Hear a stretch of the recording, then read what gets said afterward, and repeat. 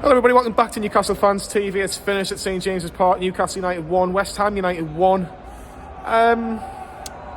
It was a very, very interesting game. It probably wasn't the best in the second half, but Newcastle started 157 miles an hour. Miguel Miron's pull-back cross, I should say, to Joe Willock into the net after 45 seconds. However, the ball did go out, so it did not count. It was a goal kick. But from that resulting goal kick, Newcastle win it in the middle of the park through Joe Linton, who plays a lovely ball to Sean Longstaff, who plays a lovely through ball to Callum Wilson. Onside, only has Fabian Schar to beat, and he just loves playing West Ham United as Callum Wilson. And that was 1-0 to Newcastle after 2 minutes. We could have been 2-0 up, and we're only 1-0 up. But what a start from Newcastle, taken from the Southampton game on Tuesday night, where Newcastle made it to the final of the Carabao Cup. We're going to Wembley. Just remember, we're going to Wembley. But back onto the game. I thought West Ham grew back into the game in the middle of the first half, and Nick Pope's not really had to make any saves up to the goal, but Paqueta had a shot wide.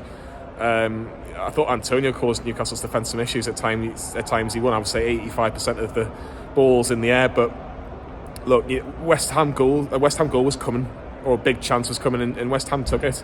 Declan Rice's corner just seems to evade everybody, but Lucas Paqueta anticipates something might happen at the far post, gets a touch, and then puts it in the back of the net past Trippier, and then Pope as well on the line. But look, West Ham equalised, and that boy Lucas Paqueta, you know, I think every fan channel, every Newcastle outlet mentioned him in the summer.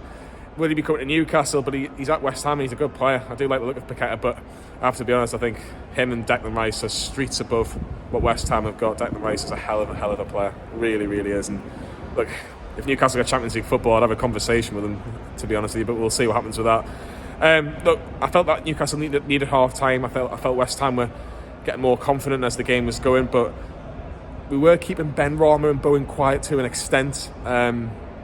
But you could just tell that Newcastle were exhausted. I think Newcastle looked exhausted tonight at times, but half-time comes and we're asking for a bit of something, a bit of a spark, a bit of energy, because Alan saint-maximin for me was really poor today.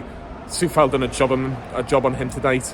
It was really, really touch tight to him when the ball was anywhere close to him. I think Alan saint-maximin only had the beating of him once today.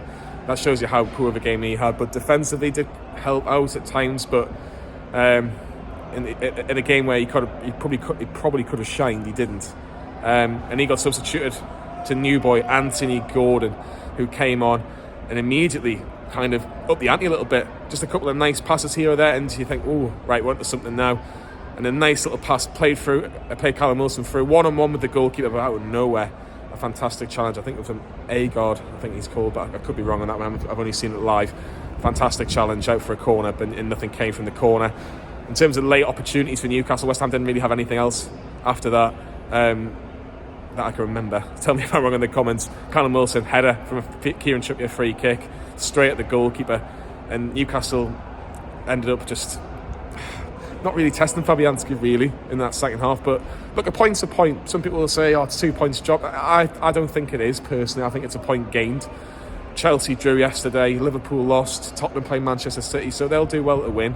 Brighton, you've got to put in the conversation at least now, because I think they're about maybe 5 or 6 points off Newcastle now, so, or maybe even less than that. Tell me in the comments. I haven't seen the table yet, but on balance, I think a point's a fair result for Newcastle. But get your comments in. My man of the match, probably Joe Linton from a Newcastle point of view. Just seem to be everywhere, really. Not as typical Joe Linton.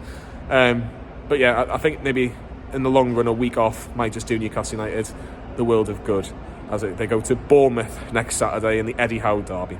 Like and subscribe to Newcastle Fans TV and get all your comments in on tonight's draw.